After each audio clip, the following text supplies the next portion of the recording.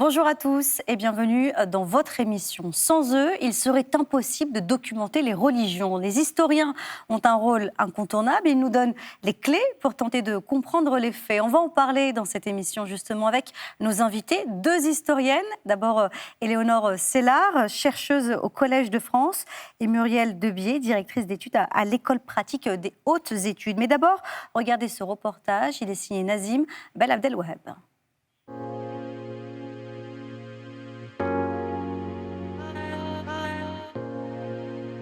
Du haut de ses 2600 ans d'existence, Marseille est le théâtre d'une riche histoire.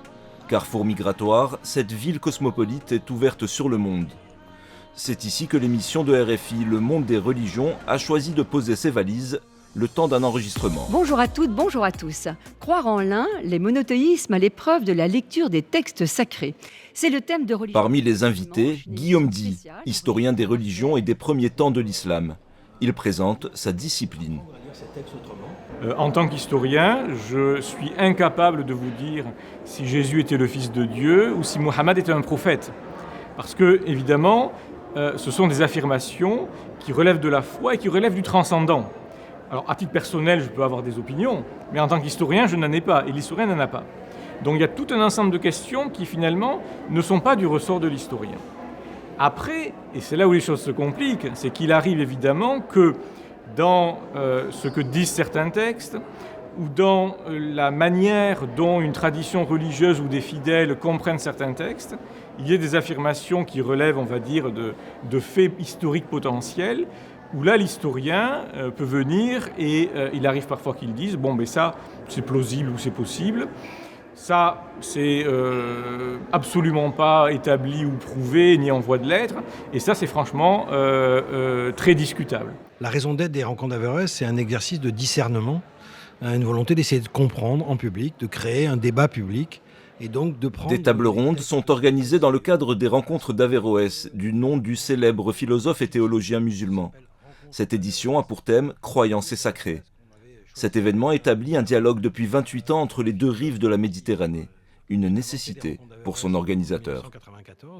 La lecture critique des textes, c'est un enjeu de premier ordre, parce que sinon, on est dans une vision orthodoxe. Et qu'est-ce que c'est l'orthodoxie ? C'est une lecture des textes qui interdit, une interprétation qui interdit l'interprétation. Et c'est exactement c'est exactement ce contre quoi les rencontres d'Averroès se dresse. C'est-à-dire que si on ne le laisse pas, cette expression démocratique et cette expansion critique dans l'islam, dans le judaïsme, dans le christianisme avoir lieu, on aura des lectures orthodoxes. Et alors là, on sera dans des dynamiques conflictuelles extrêmement graves qui peuvent nous emporter très très loin. Guillaume Di propose une lecture historico-critique des textes religieux basés sur le savoir accumulé au fil du temps. Il a codirigé le Coran des historiens. On peut penser que Mohammed a existé, il n'y a pas trop de doute là-dessus. On ne sait pas en quelle année il est né. On n'est pas vraiment sûr de l'année de sa mort. On n'est pas certain que Mohammed était son prénom. Il a très probablement eu une fille, mais on ne sait pas combien de fils il a eu. Il est évident que quelque chose s'est passé à Médine et qu'il y a une communauté religieuse particulière qui se met en place. Il est évident qu'il est considéré comme un prophète par une partie de sa communauté. On sait que musulman, qu'il ne s'appelait pas musulman au départ, le terme apparaît dans le Coran, mais il n'a pas un sens, musulman apparaît dans le Coran, mais il n'a pas un sens d'autodésignation. Il semblerait qu'il parle d'eux comme des croyants, des mouminoun. Dans quelle mesure le Coran reflète la prédication de Mohammed ? Vaste question. Tous ces éléments-là, il y a des choses dont on voit qu'elles sont confirmées, et d'autres dont on voit qu'elles sont beaucoup plus douteuses qu'on ne le pensait.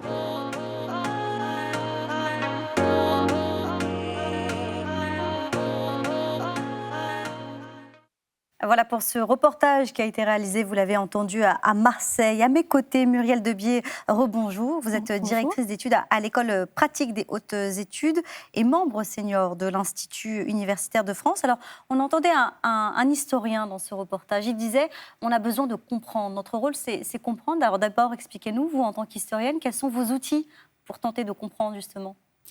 Alors, les outils des historiens des religions, ce sont d'abord, et comme tous les historiens, les sources. Et ces sources sont de plusieurs ordres.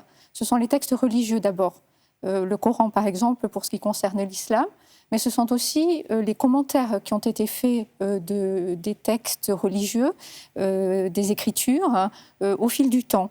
C'est un élément qui est pris en compte par les historiens. Et puis, comme tous les historiens, pour pouvoir parler du contexte plus large dans lequel les religions se sont développées, sont nées et se sont développées, nous utilisons des sources variées. Par exemple, l'épigraphie, c'est-à-dire les inscriptions dans des langues variées qui ont été gravées dans la période d'apparition des textes, ou par la suite, on a par exemple des inscriptions à la période islamique avec des citations du Coran. Et donc, ce sont des sources, là aussi, pour l'historien des religions, de même, bien évidemment, que les textes au sens large, c'est-à-dire la littérature qui a été produite par des auteurs qui étaient eux-mêmes des musulmans, mais aussi par des communautés autres, comme les chrétiens ou les juifs, qui ont parlé de l'islam, qui ont parlé de questions théologiques dans des disputes. Et donc ces textes-là, les textes de disputes, de controverses religieuses, sont également une des sources importantes pour les historiens pour comprendre comment on a parlé des textes sacrés. Alors, vous nous parlez justement de ces supports. Parmi ces supports, il y a évidemment les manuscrits. On a de la chance, on a une spécialiste justement des manuscrits, Éléonore Sellard, chercheuse au Collège de France. Alors, racontez-nous comment vous travaillez avec ces manuscrits. Comment sont-ils classés par origine géographique, peut-être par date? Comment ça se passe? Alors, il faut savoir que les manuscrits ne sont pas tous classés. D'abord, les manuscrits, il y en a énormément. On parle de milliers de manuscrits du Coran, juste des manuscrits du Coran. Et le problème des manuscrits, c'est qu'ils sont en réalité, ce sont des objets fragiles qui ont traversé les siècles et qui ont été endommagés et qui sont devenus fragmentaires. Ils ont perdu leur reliure et les feuillets, finalement, ont été dispersés. Donc, ça pose le premier problème de ce classement. Donc, si on veut parvenir à classer les manuscrits, il faut d'abord qu'on ait accès à tous ces fragments dispersés et qu'on puisse identifier les feuillets qui appartenaient à un même exemplaire à l'origine. Donc ça, c'est la deuxième étape. La troisième étape, une fois qu'on a reconstitué notre manuscrit, il faudrait pouvoir les classer par date. Or, les manuscrits les plus anciens, ceux qui couvrent la période des 3 premiers siècles, voire 4 premiers siècles de l'islam, ces manuscrits ne sont pas datés. Où est-ce qu'on les trouve aujourd'hui encore, ces manuscrits, de manière générale? Dans quelle zone du monde on a plus de chances de tomber sur un manuscrit? Alors, les manuscrits sont conservés dans beaucoup de lieux différents. On les trouve dans des bibliothèques publiques, on les trouve dans des musées, dans des collections privées. Et encore, plutôt dans l'est du monde musulman, on les trouve encore dans des mausolées, enfin dans des édifices religieux. Je me tourne à nouveau vers vous, Muriel Debié. Vous nous parliez un peu plus tôt de l'importance de se plonger dans le passé. Les découvertes que l'on peut faire encore aujourd'hui, en 2022, est-ce qu'elles sont essentielles pour comprendre les religions d'aujourd'hui ? Alors, certainement, parce qu'elles sont importantes pour comprendre, par exemple, les origines de l'islam, le contexte dans lequel l'islam s'est développé, dans un monde qui est un monde multiculturel, multilingue, multireligieux, qui est un monde aussi très intégré d'un point de vue géopolitique, avec d'un côté l'Empire romain d'Orient, de l'autre l'Empire perse sassanide, et en Arabie, un certain nombre de principautés et de royaumes, comme le royaume himyarite, qui correspond plus ou moins au Yémen actuel.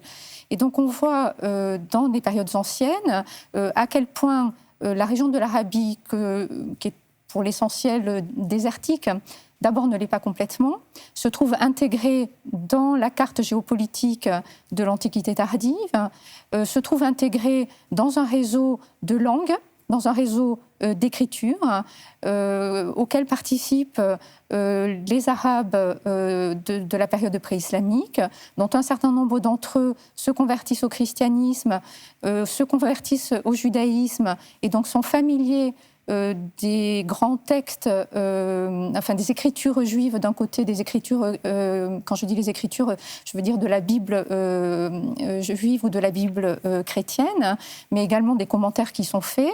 Et donc on comprend que l'islam naît dans un monde qui n'est pas seulement celui du désert. Alors dans le désert, on a aussi beaucoup d'écritures dans beaucoup de langues nord-arabiques, sud-arabiques, qui sont gravées sur des rochers, le long des routes caravanières. Donc on voit que l'écriture est déjà très présente. Et donc l'idée de jahiliya, d'obscurantisme qui aurait marqué la période avant l'islam, est fortement remise en question aujourd'hui par les découvertes qui ont été faites, découvertes notamment d'inscriptions. On ne cesse pas d'en trouver de nouvelles qui sont justement dans des zones désertiques, et on ne cesse pas de les interpréter pour essayer de mieux comprendre ce contexte de naissance et comprendre du coup mieux comment l'islam s'est développé. Et cela a des conséquences bien sûr aussi sur la manière dont on peut le comprendre et en parler aujourd'hui. Alors, vous nous parlez de ces découvertes, on peut le dire, parfois inattendues. Est-ce qu'elles peuvent avoir des conséquences sur les croyants aujourd'hui? Est-ce qu'elles peuvent décevoir les croyants, ces découvertes?